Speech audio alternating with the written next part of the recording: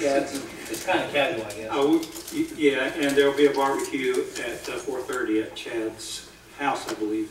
If I may mention one other thing, we have a longtime friend of our county party, Perry Kimball, who had surgery May 5th, and he is still in the hospital.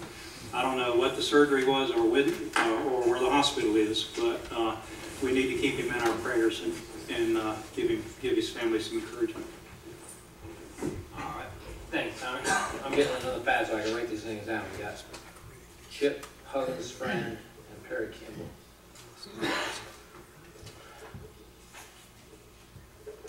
All right. The next thing, I guess, is old business. Mr. Chairman? And we have some old business, yes. All right, for the second reading of the resolution. All right, come on up. And this is the, yeah, go ahead. How many do you have? Let me have one. I think I have a hard copy.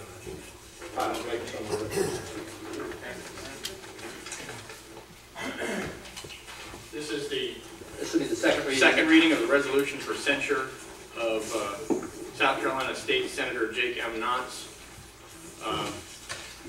Go ahead and do we have a second for the resolution? Second. All right, so we do have a second. So go ahead and read the resolution. All right.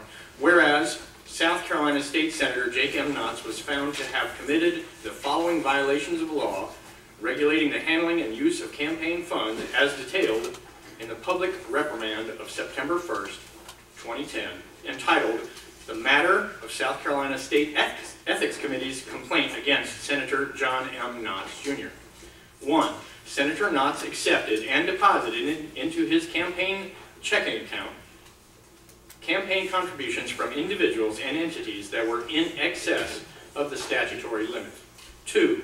Senator Knotts knowingly falsified legally required documentation in that he reported on his campaign disclosure reports certain campaign contributions in a manner that was inconsistent with the actual name of the contributor and the actual amount of the contribution.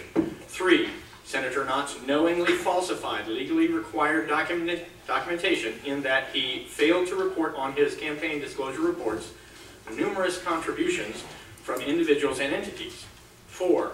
Senator Knotts made cash withdrawals from his campaign checking account and failed to report these withdrawals and the subsequent expenditure of these funds on his campaign disclosure reports. 5. Senator Knotts earned interest on his campaign's certificate of deposit accounts and failed to report such interest as a contribution.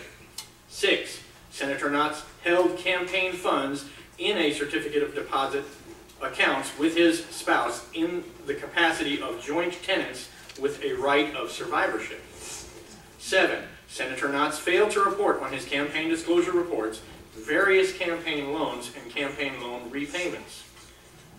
8.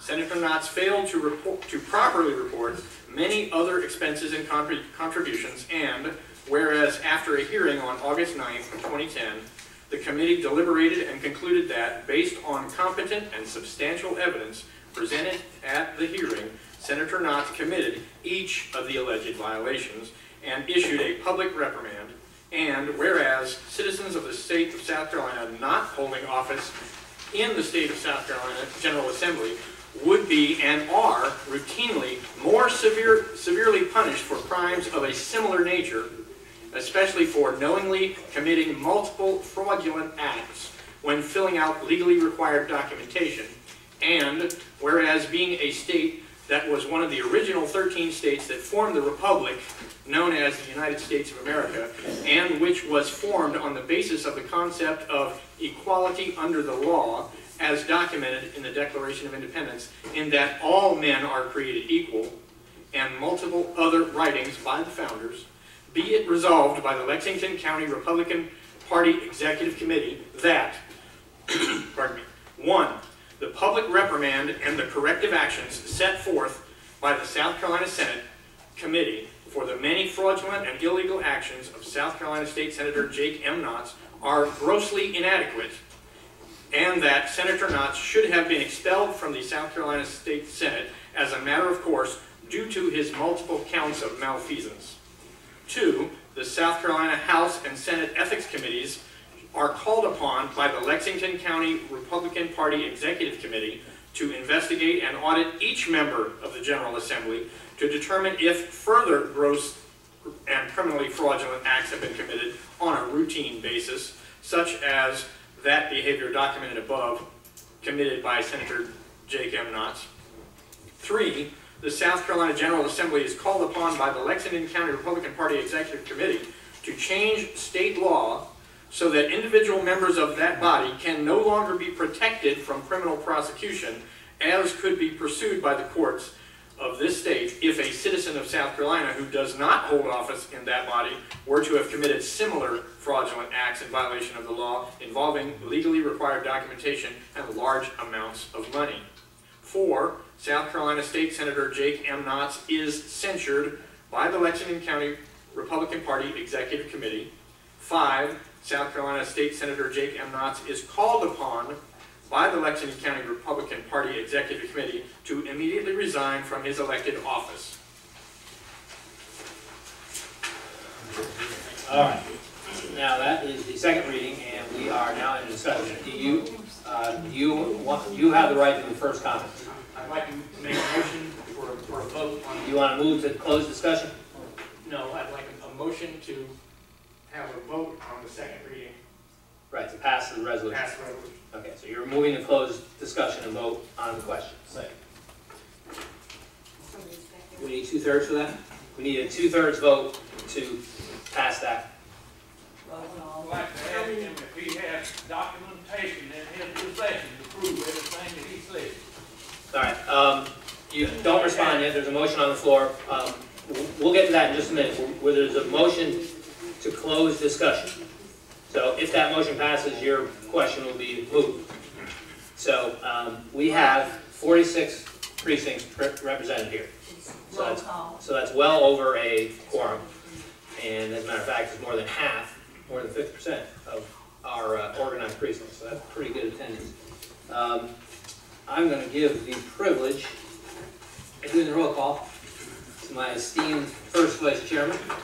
And he's got a list, and we will just go through. We need 2/3, so 46. Can you go ahead and take account for the steering committee members that are here as well? Oh yeah, good point. We have 46 regular members. Does that include Jim? It does not obviously include Jim Wellman. Right. Carla, you were, did you? I'm with the precinct. I mean, I'm doing. Okay, so it doesn't include Carla. Only it's Tom, you represent our precinct over here. Our committeeman is here. Okay, so you're an additional vote. Preston, you're an additional vote. Wes, are you? So you are even counted as the 46 precincts? So there's 3 more. Yeah, so you just get one vote. Okay, so you count as one of the 46. You count as one of the 46, and I count as one of the 46. So there's 49. So there's 49 total, including the steering committee voting. So. Oh, I'm sorry, Ned, that's right. I forgot all about the district chairs. And Corey, you're already in. Right, you're already in the 46. Anybody that's a district chairman that's not a committee. Russ, you've already been counted, right? You represent your precinct in the 46 that we counted? Okay. Yeah, let's see. Corey already counted. Lyman, what? Committeemen will have the vote, right? Yes, the executive committee will vote. But this precinct vice, the district vice chairman also get to vote because they're part of the steering committee. Why is that? Because we changed our constitution at the convention, or our bylaws. All right, and the west is Tommy Windsor. Is Tommy here? And the south, we got Randy. Did you already get counted in the 46? And who's B? Glenn Miller. Is Glenn here? No. Okay, so we have 4 more. So we have 50 total. So that would be 34 votes would be 2/3, if my math's correct. We need 34 votes to close debate on the resolution and move to the vote. The vote only has to be passed by a majority, but the motion to close discussion has to be passed by 34 votes. So, with that in mind. Can I just ask real quickly, Mr. Chairman, did anybody come in late? Are there any more precincts represented than anybody whose name hadn't been called? Let us know you're here. Okay. Right, anyone that missed the roll call. Make sure I understand. Uh, You actually aren't voting on the resolution now, you're voting on whether to vote for the resolution? No, we're voting to close discussion. Because normally you would have discussion, but there's been a motion and a second to close debate. So we need a 2/3 majority to close debate. First time around is yes if you want to close. Yes, if you want to close debate. Make sure everybody understood that. That's right. I'm glad you did. Because obviously there was a little confusion there, and I'm sorry about that. So hopefully we got it clear, and I'm going to let you go ahead and call that precinct. Right. You have an announcement of my precinct. And again, yes is to close, no. That's right. When your precinct is called, the executive committeeman votes has priority to vote. If the executive committeeman is not here, the president votes. But there's only one vote per precinct. So we know on the roll what executive committeemen are here, so we should only call you if you're the one that's supposed to vote. But let's use the honor system here. If we screw up, don't take advantage of us. All right. You want to just do the tick box? You can do it as I call it, I was just saying. Is that too? Okay. Yeah. All right. Okay, this is the motion to close debate, Bar Road 1. Call it. Denise Gallup Snelling? Yes. Yes. Yeah. It'd go faster if y'all just answer my precinct. So, Bethany? Yes. Bowling Springs South? Yes. Casey 1? Yes. Casey 2? Yes. Casey 2A? Yes. Cedar Crest? Yes. That was the executive committeeman Ty Campbell? It was. Okay. Chalaban? Yes. Chapin? Aye. Coldstream, looking for Lyman Whitehead. No. Edenwood? No.